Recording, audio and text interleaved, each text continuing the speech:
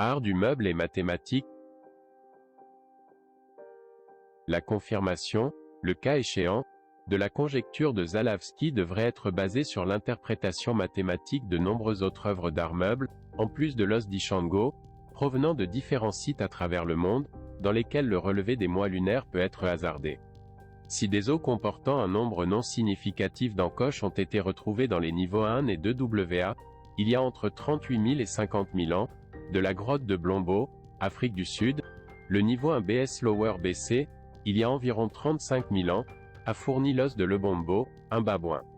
Perronné comportant 29 incisions, il aurait pu y en avoir 30, puisque l'extrémité de la pièce est endommagée, exemple paradigmatique, et unique, de lunaison possible trouvée en Afrique.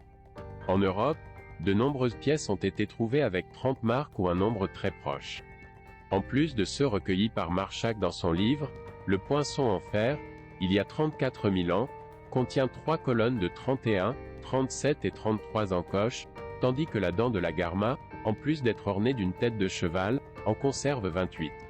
13 plus 15, incisions courtes et parallèles sur les bords.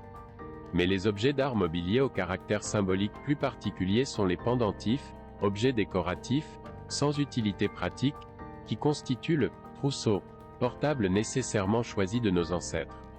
Ainsi, l'état-major considéré d'El Pendo, magdalénien, en plus de se démarquer par son aspect phallique et d'être décoré de plusieurs têtes de cerf, contient une série d'exactement 30 encoches dans sa partie supérieure.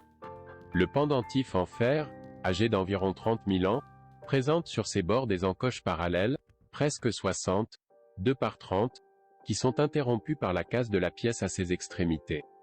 Le pendentif Maureen, gravétien, est décoré d'une série rythmique d'exactement 30 marques parallèles sur son contour. Des pendentifs présentant ce type d'encoches courtes et parallèles se retrouvent dans d'autres pièces, comme 2 canines de cerf trouvées à la Garmaa, une dans la strate K, madalénien inférieur, et une autre dans la strate L, madalénien moyen. Les deux sont endommagés et il manque quelques marques. On peut quand même en compter respectivement 24 et 25. Cependant, toutes ces pièces exceptionnelles constituent des unités individuelles d'expression symbolique, comme dans le cas de l'os d'Ishango ou de l'os de Lebombo. Des recherches supplémentaires sont nécessaires pour confirmer la conjecture de Zalawski.